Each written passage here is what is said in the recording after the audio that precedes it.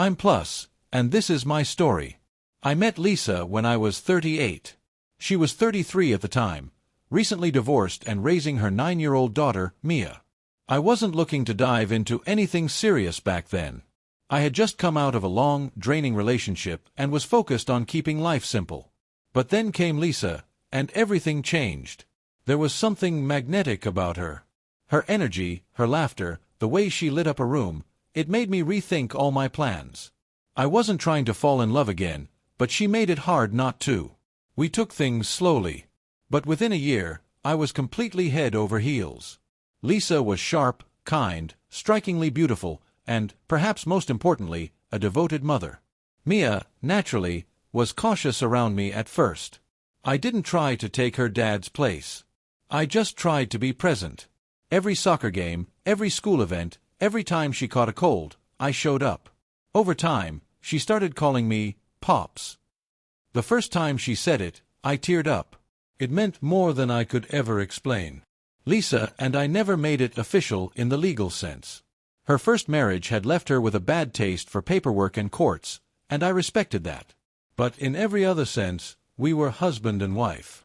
We shared bills, opened a joint savings account, bought a home together, we built a life. And for a long time, I believed we were unshakable. Then, last fall, the cracks began to show. At first, it was subtle. She started working late more often. Her phone, once left lying around freely, was now always in her hand or locked away. Little arguments would spark out of nowhere. I chalked it up to stress. Mia had just left for college, and the house felt emptier. I even wondered if Lisa was going through some kind of midlife struggle. So I stayed calm. I gave her space. I tried to support her the best I could. And then, everything changed with one message. I wasn't snooping. Her phone lit up while she was in the shower. I glanced at the screen, expecting a work update or something routine. Instead, the preview read, "Are you wearing that red dress? I can't stop thinking about last night. Wish I was there again." My heart sank. I didn't confront her right away. Instead, I started gathering evidence. Took screenshots. Paid attention. Over the next few weeks, I connected the dots, and it all pointed to one person, Robert, a coworker. She'd been seeing him for 6 months. They'd booked hotel rooms, snuck off for lunch meetings, and even turned supposed business trips into secret getaways. When I finally sat her down and laid everything on the table, she didn't deny it. She just crossed her arms, looked at me like I was the inconvenience, and said, "I haven't felt alive in years. Robert makes me feel seen. I need to find myself again." 15 years. 15 years of memories, of love, of shared bills, laughter, pain, tossed away like it was nothing more than a long roommate arrangement. I didn't scream. I didn't beg. I just said I was done, and I left. Not long after, Mia called. She's always been loyal to her mother. I didn't hold that against her. But what she said, it shattered something deep inside me. "I know you're hurt, but maybe it's time to grow up and let Mom be happy," she said. Then came the dagger. "Besides, you two weren't even married." I couldn't even respond at first. When I finally did, all I could manage was, "So the 15 years we spent building a life meant nothing, just because we didn't sign a marriage license?" She replied, "It's just life, Pops. People grow apart. It happens." And just like that, she turned my nickname into a blade, using Pops like a punchline, sharp and final. That was the moment I realized I wasn't just losing Lisa. I was losing Mia too. So I packed up what was mine, left the house I had helped pay for, and moved 2 towns over. At 53, I hit restart on my life. And let me be real, those first few months were rough. The silence felt suffocating. The betrayal played on repeat in my mind. I questioned whether I had ever truly mattered to either of them. But something began to shift about 6 months in. I finally felt like I could breathe again. No more walking on eggshells. No more lying awake at night, staring at the ceiling, wondering where she was or who had captured her focus. For the first time in what felt like forever, that heavy fog of worry lifted. I pulled my old woodworking gear out of storage and started crafting again, something just for me. I dusted off my bike and began riding on quiet weekend mornings. I reconnected with old friends, ones I'd drifted away from while I was too wrapped up in holding together a life that no longer held me. I even started dating again. Nothing serious, just enough to remind myself that I was still wanted, still worth something. I was still me. Then out of nowhere, a message arrived. It was from Mia. She wrote, "I'm sorry. I was out of line. I didn't realize what you meant to us until you were no longer there." I didn't respond. A week later, Lisa reached out. She said things with Robert had fizzled not long after I left. Apparently, he wasn't interested in commitment, just excitement. She admitted it was all a mistake, a fantasy she mistook for something deeper. She said she missed me, claimed she still loved me, told me she was seeing a therapist and trying to work on herself. She asked if maybe we could give it another shot. I left her on read. Because the truth is, I gave them both everything I had. My trust, my loyalty, my love. And when things got hard, when it was time to choose, they didn't just hurt me, they tossed me aside like I never mattered. So no, I'm not going back. Not because I'm bitter. Not because I want revenge. But because I've closed that chapter. And for the first time in 15 years, I felt something I hadn't in a long, long time. Peace. A quiet kind of peace that doesn't beg for attention. It just exists. Steady. Freeing. Real. It's been nearly a year now since I loaded my truck, left behind the life I built, and hit reset. Funny how time behaves when you're healing. Some days it feels like it all happened last week. Other days, it feels like I'm watching someone else's story unfold from far away.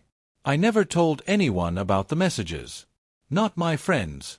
Not my co-workers. Not even my family. I wasn't looking for sympathy. I didn't want anyone choosing sides. I had made my decision, and I stood by it. But life has a strange way of letting the truth leak out. Turns out Lisa didn't just destroy what we had, she blew up her whole world. Robert, the guy she risked it all for? He had a girlfriend. A pregnant girlfriend. Lisa didn't know, not until the woman showed up at her workplace with printed receipts and a speech ready to go. She didn't hold back. Called Lisa a homewrecker and a selfish disaster. Word got around fast. Lisa was written up for violating company policies and moved to a different department. Her pay stayed the same, but her role was cut down. Her influence, gone. Allies, few. They stuck her in a gray cubicle tucked in the corner, away from the action, out of sight. And just a few weeks ago, Mia came to my doorstep.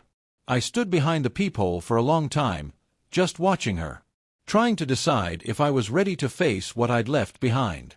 She looked older, not in years, but in the way life does when it teaches you hard truths. Her eyes carried weight now. She held out a coffee cup without a word. Black. 2 sugars. Just like you like it. We sat on the porch. She didn't defend anything. She didn't beg. She just talked. Told me how she had spent her entire life idolizing her mom. Never noticed the cracks, not until I was gone.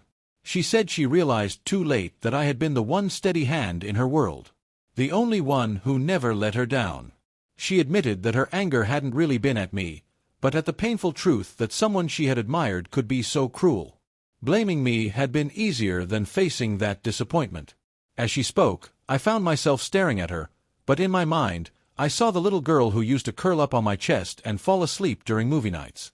The same child who... I was the one who taught her how to balance on 2 wheels. The one she cried into after her first real heartbreak, soaking my shirt with every tear.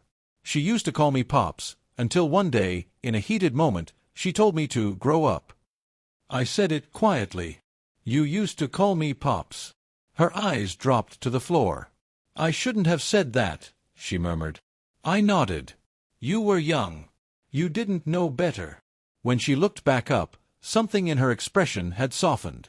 Do you think we could maybe grab coffee sometime? I gave her a small smile. Maybe. Just, not today. And I meant it. I didn't slam the door on her. But I wasn't ready to swing it open again either. Not yet. Because here's the thing no one really prepares you for. Forgiveness isn't the same as reopening your life to someone. Sometimes, you forgive so you can move on. Not because they deserve to come back, but because you deserve to heal. Lisa still sends the occasional message. I don't respond. I've read enough to know she regrets it all. She probably thought I'd always be stuck in neutral, just waiting for her to change her mind. But I'm not someone you circle back to once your dream collapses. I'm not a backup plan. And sometimes, the most unexpected form of closure is silence. No dramatic confrontation. No final argument. Just choosing to walk away without a word. A few weeks ago, I wandered into this little bookstore downtown. Warm lighting. Dusty shelves. The scent of rain and paper in the air. I was thumbing through a woodworking magazine when I accidentally bumped into someone. She looked to be in her 40s, paint-speckled jeans, an easy smile that made my shoulders relax. We spent 10 minutes chatting about books. Another 10 talking about dogs. Before she left, she said, "If you're ever curious, my art studio's just around the corner." I haven't gone yet. But I've thought about it. Because life doesn't come to a halt at 50. It doesn't end after betrayal. It doesn't stop when the ground you trusted breaks beneath your feet. Sometimes, the beginning shows up when you finally let go of people who never truly saw you. And start seeing yourself. A few weeks after that, I passed by her studio. Her name was Erin. I remember because she joked. Like Erin Brockovich, only Messier and with way more paint. I stood outside the window for a while, watching. Her work was loud and alive, like every brushstroke had a heartbeat. Movement, color, emotion, soul. I stepped inside. She looked up, a grin spreading across her face. "Took you long enough," she said. We talked for 2 hours that day. Not about exes. Not about heartache. We talked about music. About the strange comfort of sawdust. About how easy it is to lose track of time when you're creating something that matters. There were no labels. No pressure. Just the present moment. Since then, we've shared a few coffees. She's met some of my friends. We haven't defined it. And that's okay. We're learning each other. Slowly. With intention. Last week, Lisa reached out again. Long email this time. Said she's journaling, meditating, going to therapy. Said she needed closure. I thought about it. Then hit delete. Because I've learned something important. When people ask for closure, what they often want is another chance. A way to soothe their own guilt. But I don't owe her that. My peace was never built on her apologies. Mia's been quieter. Every now and then she sends a funny dog clip, or a photo of her dorm filled with the books I gave her when she was little. She doesn't call me Pops anymore. Maybe she never will again. And that's all right. I'm not looking back anymore. Some scars never fade. But maybe they're meant to stay, to remind us who's worth bleeding for, and who never was. I'm not angry now. I'm not wishing for karma to catch up with anyone.